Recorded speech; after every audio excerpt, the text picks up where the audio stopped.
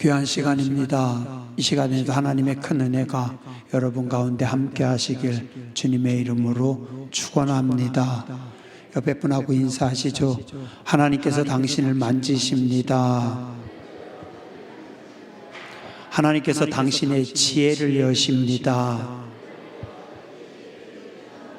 하나님께서 당신의 눈을 열어주십니다.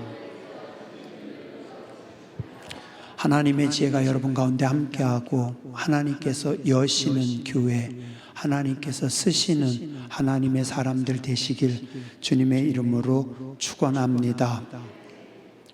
바울과 바울 일행이, 사도 바울은 평생 3차에 걸쳐서 3번 전도를 합니다.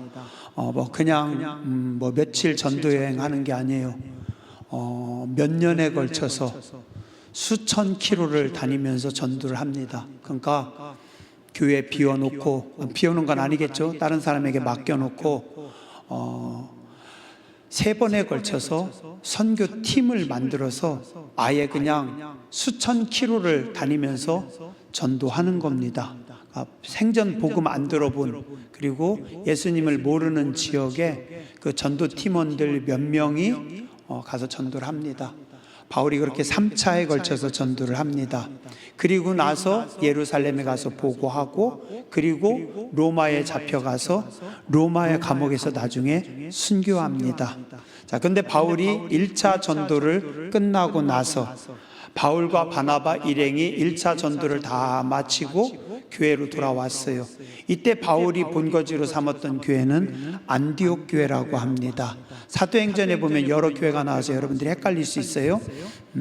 사도행전 앞부분에 성령 체험하고 성령님께서 역사하신 교회는 예루살렘 교회고, 그 다음에 예루살렘 교회 핍박이 오고 스데반이 죽고 여러 가지 박해가 왔을 때 그들이 피하고, 그 다음에 스데반을 죽였던 바울이 도망갔던 데가 안디옥입니다.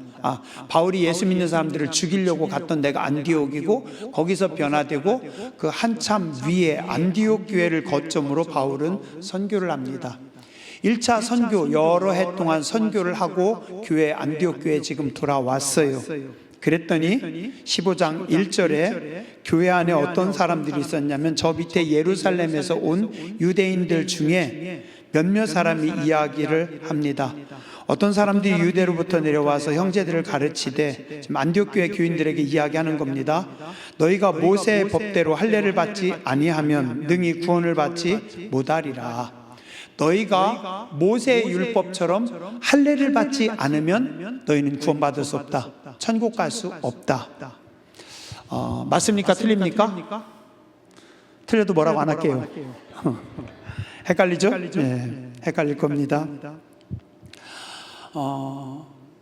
자, 우리는 어떻게 구원받아요? 누구 믿어서 구원받아요? 예수님 믿고 구원받죠. 그죠? 예수님의 은혜로 구원받습니다. 자, 그런데 구약시대 이스라엘 백성들, 유대인들은 아직 예수님 믿기 전이었어요. 그래서 그 사람들은 뭐냐면 모세가 받은 율법이 제일 중요합니다. 그래서 모세 율법대로 살아요. 근데 초대교회, 예루살렘에 초대교회가 생겼고, 그 다음에 그 초대교회가 안디옥까지 가서 교회를 세웠지만, 이 사람들 속에는 두 종류의 사람들이 있었어요. 정통 유대인들, 이스라엘 사람들, 그 다음에 유대인이면서도 밖에서 살았던 사람들과 하고 또 이방 사람들이 전도돼서 교회 안에 들어옵니다. 우리로 따지면 교회 안에 토백이, 그 다음에 밖에서 온 사람들. 자, 그런데 전통 유대인들이 뭐라고 하냐면, 구원받으려면 율법을 지켜야 된다. 구약 성경을 다 지켜야 된다. 그러면 어떻게 해야 돼요? 첫 번째가 뭐냐면 할례를 받아야 구원받는다. 할례 안 받으면 구원 못 받는다라고 이야기를 합니다. 사도 바울과 바나바와 전도팀들이 교회를 놓고서 열심히 가서 전도하고 돌아와서 교회 와 봤더니 유대인들이 와가지고 이야기를 하는데 잘못 가르치고 있어요. 할례 받아서 천국 가는 게 아니라 누구 믿어서 천국 가는 거예요? 예수님 믿어서 천국 가잖아요. 그죠? 근데 지금 잘못 가르치고 있어요. 그래서 바울이 그들에게 이야기를 하는 겁니다.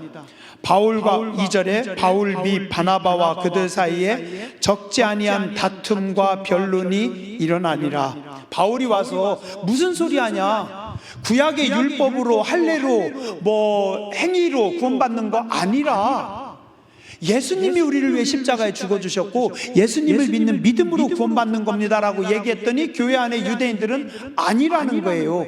우리의 역사, 우리의 전통대로 할례를 받아야 구원받고 율법에 의해서 구원받고라고 목소리를 내는 거예요. 그러니까 안디옥 교회 안에 시끄러워집니다. 그렇게 시끄러워졌더니 사도 바울이 뭐라고 하냐면, 좋다, 그러면 우리 여기서 싸우지 말고 바울, 바나바 그리고 교회 지도자들 몇 명이 어디로? 저 밑에 예루살렘 교회. 예루살렘 교회는 교회가 처음 시작된 곳이고 예수님의 12제자들, 특히 베드로라든가 예수님의 제자들이 다 있는 데니까 우리 예루살렘 교회 가서 거기서 물어보자.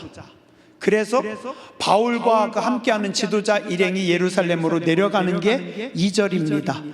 3절부터 5절까지 그들이 예루살렘에 가서 바울과 바나바, 1차 지금 전도 여러 해 동안 수천 킬로 다니면서 전도한 바울과 바나바가 간증을 합니다.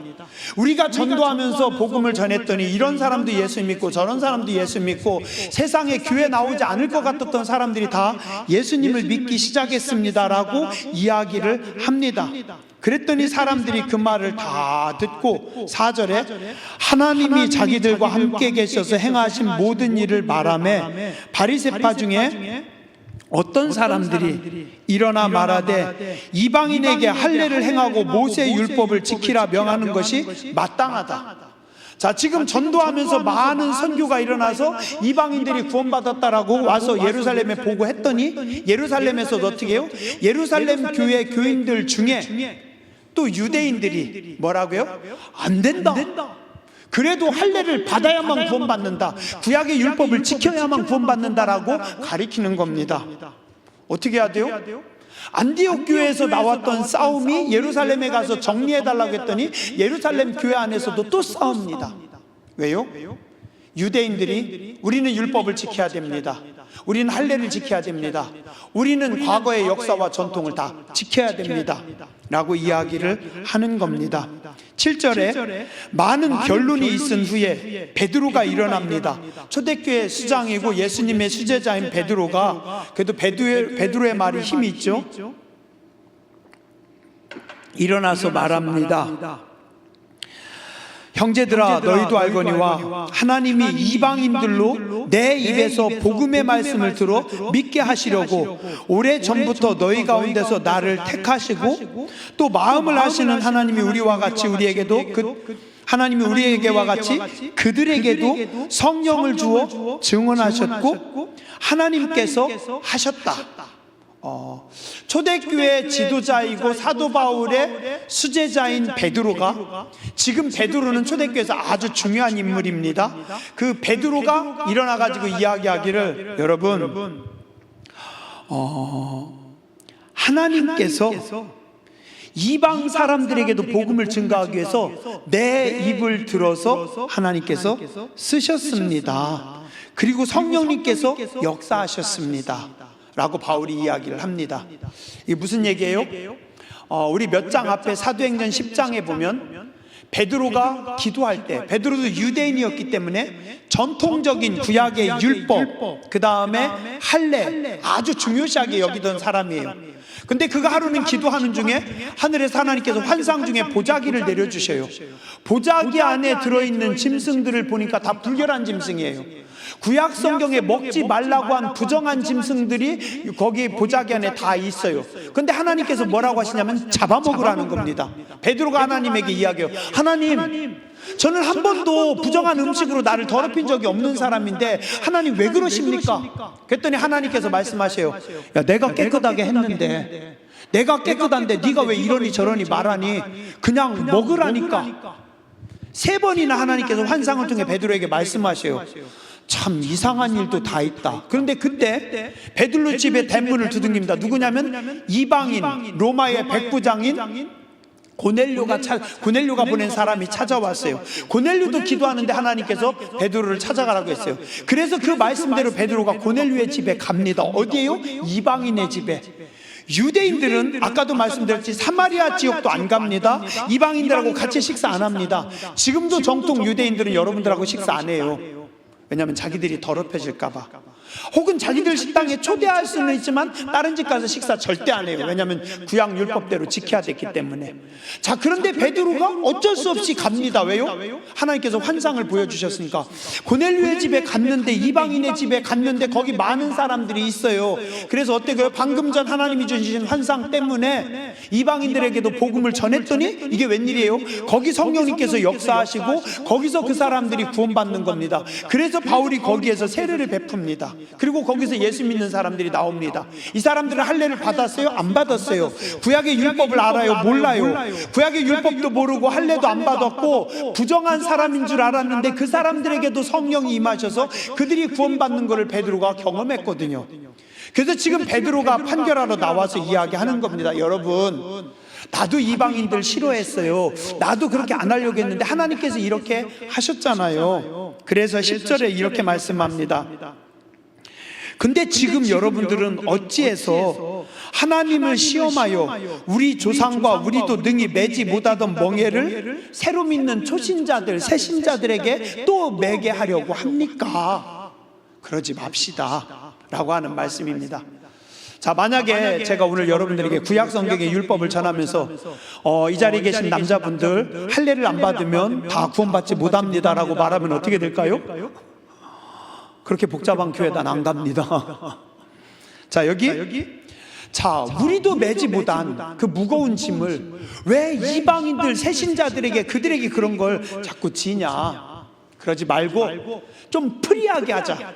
좀 열어주자. 편하게 신앙생활 하도록. 자, 우리가 볼 때 정심한 거. 나중에 이제 그래서 사도 바울도 이야기합니다. 우리도 이렇게 해서 하나님이 하셨습니다. 그리고 19절에서 21절에 보면 좋다. 그러면 아주 심한 것만 피하자. 심한 것. 그게 뭐예요? 19절. 그러므로 내 의견에는 이방인 중에서 하나님께로 돌아오는 자들을 괴롭히지 말고 다만 우상의 더러운 것, 음행과 목매어 죽은 것, 피를 멀리하라고 편지하는 것이 옳다. 가장 기본적인 심한 거, 우상 숭배한 거, 제사상에 올렸던 음식 혹은 그런 것만 피하고 나머지는 교회가 성도들이 예수 믿는데 신앙생활 하는데 복음을 받아들이는데 걸림돌이 없게 하자. 좀 편하게 풀자.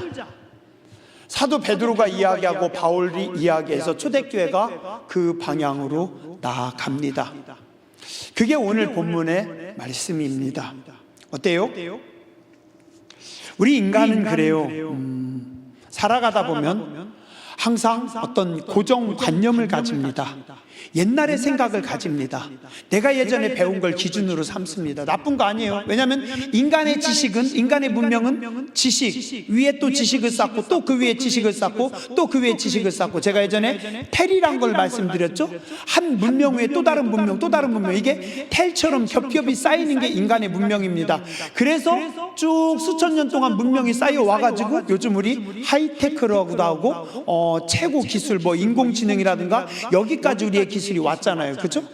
과거로부터 누적된 경험과 실력 위에 오늘의 문명이 쌓였기 때문에 인간은 본능적으로 과거를 중요시 여깁니다.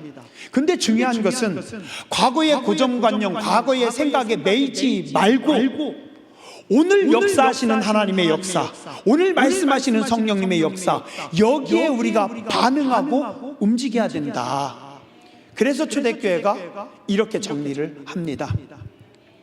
뭐 다 말할 수는 없지만, 그리고 나서 교회 역사가 쭉 흘러갑니다. 1500년이 지나갑니다. 그때까지 계속 교회가 있어요. 그때의 교회를 뭐라고 하냐면 천주교회라고 합니다. 우리 개신교는 500년 전에 천주교에서 갈라져 나왔어요. 1500년의 시간이 지났는데 천주교에서 뭘 하는지 아세요? 성물들을 모읍니다. 성물을. 이거는 야고보의 손가락 뼈야. 그걸 모아요. 지금 실제 그래요. 예수님의 옆구리를 찔렀던 그 쌓았던 천 조각이야. 혹은 루터가 썼던 그 잉크야. 루터의 잉크가 능력이 있다고 해가지고 사람들이 그 루터의 잉크를 숭배합니다. 이번에 튀르키에 갔더니 거기는 뭐가 있냐면 모세의 지팡이가 모셔 있습니다. 다윗이 빼앗은 다윗의 칼이 있습니다. 자, 이런 것들을 숭배하고 이런 것들을 중요시 여겨요. 이게 성물이라는 거예요. 어때요? 나쁘진 않겠죠. 좋아요. 그런데 그게 구원을 주는 거 아니라는 겁니다. 그거 아무것도 아니라는 겁니다. 모세의 지팡이도 중요하지 않고 루터의 잉크도 중요하지 않고 뭣도 중요하지 않고 그런 게 중요하지 않아요. 뭐예요? 예수님의 십자가입니다. 그냥 우리가 믿는 겁니다. 믿음으로 구원을 받는 겁니다. 그래서 500년 전에 천주교에 대항해서 개혁해서 싸워서 생긴 게 우리 개신교입니다. 그래서 나온 게 지금 우리 한국의 개신교회들입니다. 뭐예요? 과거의 역사와 유물이 좋아요. 그러나 변화해야 됩니다. 혁신해야 됩니다. 과거에 매이면 안 된다라는 겁니다. 2차 대전 직전에 프랑스는 세계 최강의 육군이었어요. 육군이 강했어요. 프랑스가 아주 강했습니다. 독일이 일어나긴 했지만 독일 1차 대전 끝나고 나서 급속도로 군사를 늘렸기 때문에 아직 그렇게 세지 않았어요. 군사력으로만 따지면 프랑스와 독일이 비슷했어요. 전차 성능도 비슷했어요. 무기들 비슷했어요. 오히려 프랑스 육군이 더 강했어요. 거기다가 영국 군인들이 바다 건너와가지고 수십만이 프랑스를 도와줬어요. 프랑스가 2차 대전 할 때 독일하고 어떻게 싸웠는지 알아요? 1차 대전 때 자기들이 경험했던 경험대로 뭘 만드냐면 마지노선을 만듭니다. 이 마지노선이 프랑스에서 만든 거예요. 참호전입니다. 땅을 파고 자리를 잡고 여기를 잘 지키면 적이 뚫지 못한다. 그래서 참호전을 하고 진지를 다 파고서 거기를 지켰어요. 독일이 어떻게 했는지 아세요? 독일은 그 당시에 만슈타인이라고 하는 어떤 천재적인 전술가가 있었어요. 그 다음에 구데리안이라고 하는 그 전차 전격전 한 사람이 있고, 그 다음에 또 롬멜이라고 하는 장군이 있습니다. 이 장군들은 어떤 사람들이냐면 1차 대전의 경험과 상관없이 새로운 변화와 새로운 혁신을 도전했던 사람들이에요. 그래서 1차 대전 때는 어떻게 했냐면 참호전, 주로 군대로 미는, 그 다음에 전차나 대포는 주로 뒤에다 놓습니다. 우리도 그래요. 동양도 그래요. 여러분들 장기 들 때 포는 어떻게 합니까? 장기 들 줄 아는 분 있으세요? 포는 뒤에다 놓습니다. 포는 뒤에서 이렇게 포 지원 사격을 합니다. 그죠? 이게 동양의 우리들이 생각하던 전술이에요. 1차 대전의 전술이 그랬어요. 독일은 어떻게 했는지 아세요? 탱크가 별거 아니었는데 탱크로 아예 부대를 만들어 버립니다. 뒤에서 그냥 지원 사격하는 탱크들에게 탱크를 아예 부대로 만들어가지고 스피드가 중요하다. 그냥 전격전으로 탱크 기동전이라고 해요. 그래서 그 탱크로 기동 전격전이라고 하거든요. 탱크들을 모아서 프랑스를 치는데 그냥 탱크로 막 짓밟고 들어가는 겁니다. 그래가지고 그 당시 독일보다도 전력이 셌던 프랑스, 그 다음에 영국군이 같이 있는 그들을 독일이 얼만큼 만에 무너뜨리냐면 6주. 단 6주 만에 독일의 탱크 부대가 다 몰아가가지고 덩케르트라고 하는 곳에 다 모아놔요. 거기 몇십만인데 독일의 탱크 부대가 조금만 더 밀었으면 그러면은 프랑스와 영국의 육군들이 다 죽는 겁니다. 다 망할 뻔했어요. 근데 진짜 하나님의 은혜로 독일이 밀고 가다가 막판에 멈췄기 때문에 2차 대전의 판도가 달라진 거죠. 웬 또 쓸데없는 군대 이야기. 자, 1차 대전의 승리의 경험이 있었던 장군들이, 1차 대전을 경험했던 장군들이 전쟁은 참호전이야. 탱크는 뒤에서 지원 사격하는 거야.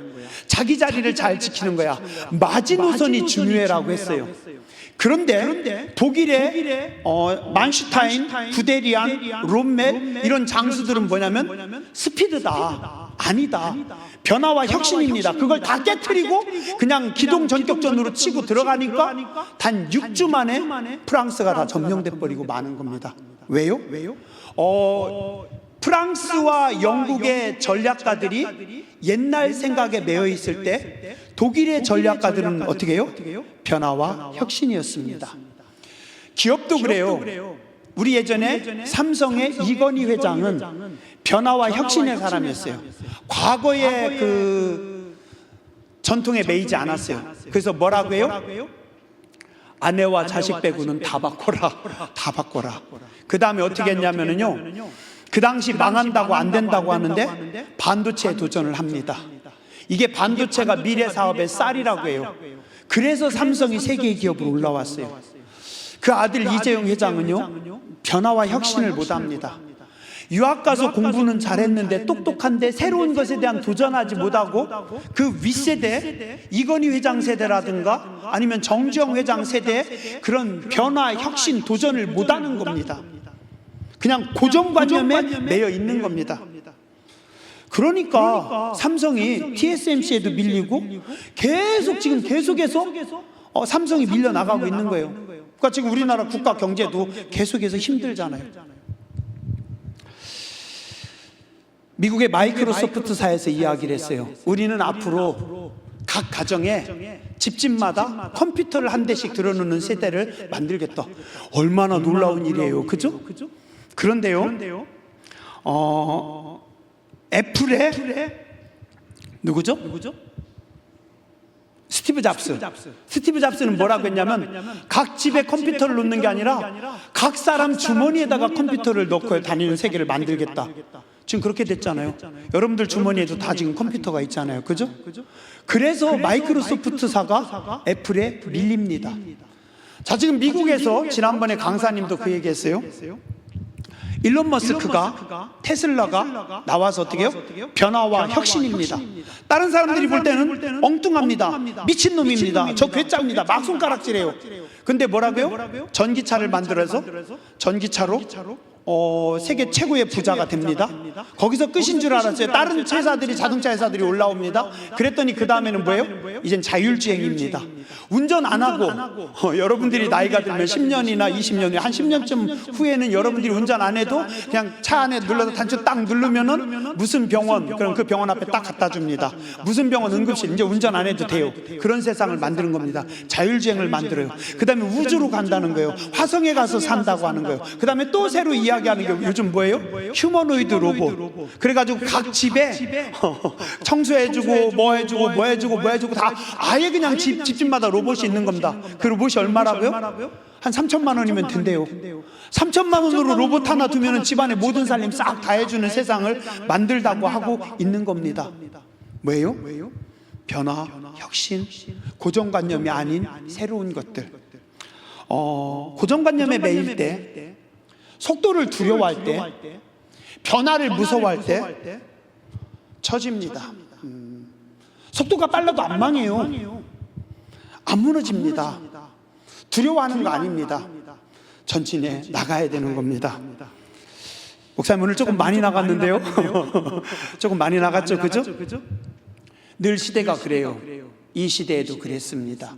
이 시대에도 율법, 할례, 그거 역사와 전통 다 지켜야 돼. 필요한 것만, 본질만, 구원만, 하나님의 은혜만 받고 나머지 것들은 변화해야 됩니다. 달라져야 됩니다. 포용해야 됩니다. 수용해야 됩니다. 그래야 발전해 나갑니다. 그래서 유대교에서 우리 기독교가 나왔고, 기독교에서 나중에 1500년의 시간이 지난 후에 천주교에서 다시 개신교가 나왔고, 앞으로도 어떤 하나님 안에 깨어있는 사람들, 그 성령님께서 역사하심 따라서, 하나님이 말씀하심 따라서 움직이는 것들이 필요합니다. 너무 많이 나갔어요. 그죠? 마무리할게요.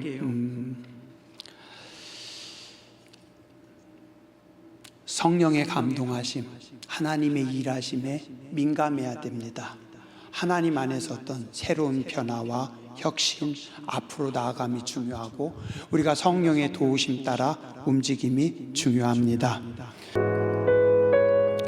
날마다 새 일을 행하시는 하나님, 위대한 역사를 이루시는 하나님, 하나님의 꿈을 펼치시고 하나님의 꿈을 보이시고 행하시는 하나님, 베드로를 들어서 눈을 여시고 꿈을 꾸게 하시고 내일을 향해 나아가게 하신 하나님, 바울과 바나바를 들어서 세계를 바라보고 세계를 향해 나아가게 하신 하나님, 우리의 눈을 열어주시옵소서.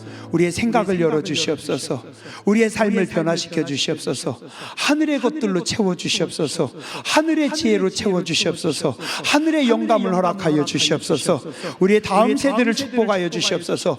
꿈꾸는 세대가 되기 원합니다. 은혜의 세대가 되기 원합니다. 세계를 향해 나아가는 세대가 되기 원합니다. 말씀의 세대가 되기 원합니다. 부흥의 세대가 되기 원합니다.